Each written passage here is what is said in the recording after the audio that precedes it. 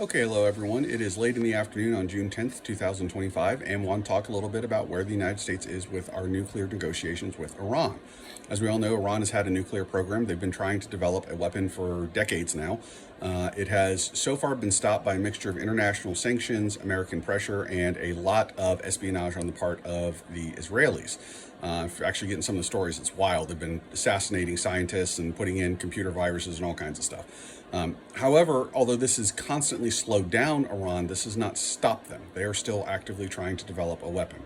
There was an agreement between Iran and the Obama administration, which I personally thought was a very poor agreement, that Trump pulled out of during his first term.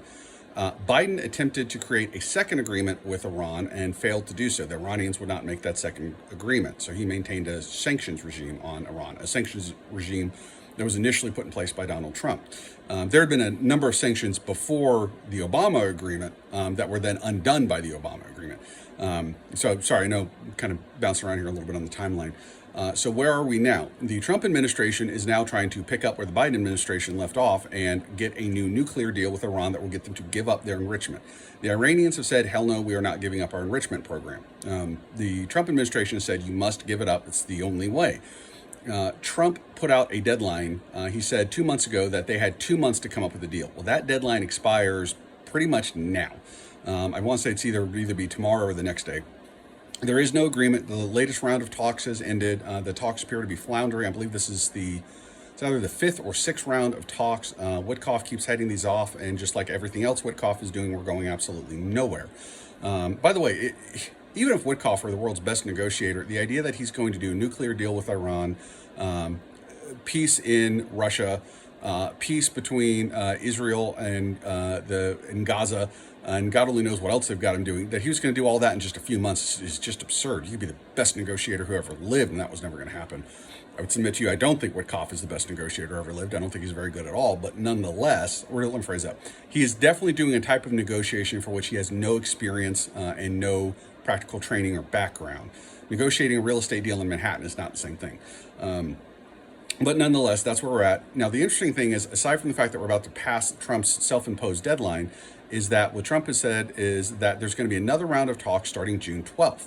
The Iranians have today said, no, there won't be another round of talks until June 15th. So apparently there will be at least sixth, maybe seventh round of talks, but there is not agreement as to when it will start. So, good luck with all that. If we can't even get the dates agreed on, I have to wonder how good the rest of the negotiations are going. According to some officials within the Trump administration, they are saying that they believe that the Iranians are intentionally slow walking the negotiations to stall for time so they can finish their program. They believe that they are getting close to completing the program and that they are just trying to buy time, and to which I would say, gee, you think. What do you know? The Iranians may not be good faith negotiators. I'm just so shocked. But I digress. A couple of other interesting developments. One, Vladimir Putin, Putin's government has now announced that they're going to help the Iranians develop 8 nuclear power plants. Now, let me first distinguish, nuclear power plants are not nuclear weapons. They use a completely different type of fuel. They use different types of technology. That being said, if a country has the infrastructure and technology to set up and operate 8 nuclear plants, they're not that far from being able to build a bomb. The reason this is significant is because Trump has repeatedly talked about his great relationship with Vladimir Putin, and they get along so well. You're going to do all these deals, and there's going to be all these amazing deals, and everything's going to be awesome. Putin just absolutely slit Trump's throat on the Iranian nuclear negotiations. He basically just came in and said, we are going to help you with all kinds of equipment, infrastructure, technical expertise. Russia does have a fairly robust nuclear program. And even though if it may be of the civilian side of it, it won't take that much to go from the civilian side of it to the military side of it.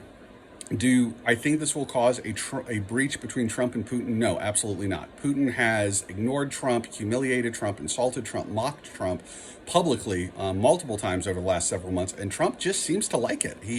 It seems the more Putin tells him to go pound sand, the more Trump just falls in love with Putin. I don't get it, but it seems to be what's happening. Another interesting bit is Trump and Netanyahu had a phone call today, and they talked about the Iranian nuclear deal. Netanyahu has been after Trump for months to help Israel in launching a series of airstrikes to try to destroy the Iranian nuclear program. They tried to get the Biden administration to do this. They would not do that. However, when Israel launched their airstrikes against Iran last year, they took out a lot of Iran's air defense network. They took out SAM sites, they took out radar sites, things like that. So far, by the way, to contrast between Netanyahu and Putin, Putin doesn't do anything Trump wants, insults him, mocks him, humiliates him, and Trump just loves the guy. Netanyahu is pleading to be Trump's friend, and Trump will not do anything for him. So this is another very interesting development in Trump's just bizarre fascination for Putin, that even with a guy like Netanyahu, who is backing Trump on everything he possibly can barely seem to get the time of day out of Trump. I mean, they get the phone calls, but that's about it.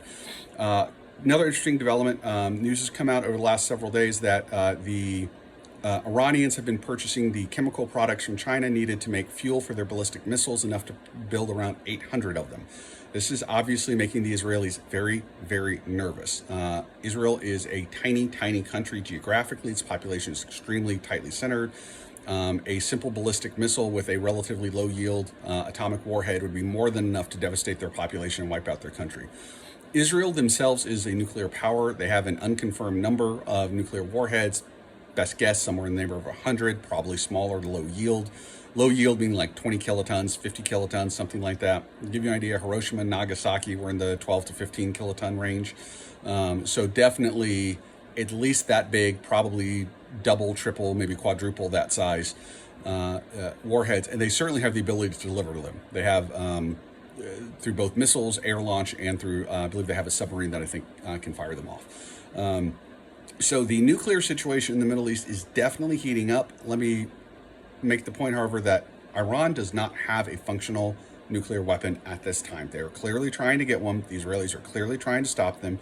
The Trump administration is trying to talk them out of it, so far unsuccessfully.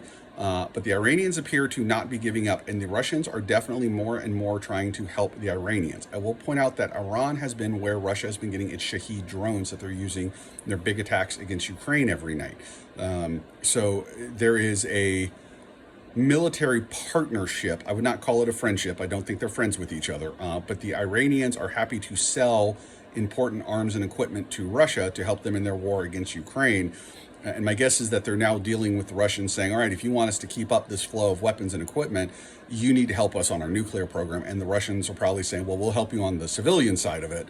Now, I don't know if that's true. That's what I think is happening. That's my opinion, but it does make sense. At least to me, it does. So, okay, I think that covers everything. But at this point, I would say that another Trump negotiation plan seems to have completely failed. And so far, again, Trump put out a deadline. He's broken it. They're going to keep going. The Iranians are telling him to go pound sand, and he doesn't seem to want to do anything to help Israel. And Putin's screwing him, and he's letting it go. I will again remind everyone that, in my opinion, there is no plan. I know everyone thinks there's some brilliant plan. Maybe it's an evil plan, but they think there's a plan. I disagree. I don't see a plan. I'm a professional negotiator. I do this every day, and this tells me that there is not a plan. So either way, let's hope I'm wrong about all this. There is a plan, and that Iran does not get a nuclear weapon, because if they do, you're going to see all kinds of fireworks going off in the Middle East. Okay, but we're not there yet. We are not there yet. Okay, all right, everyone have a good day. Bye-bye.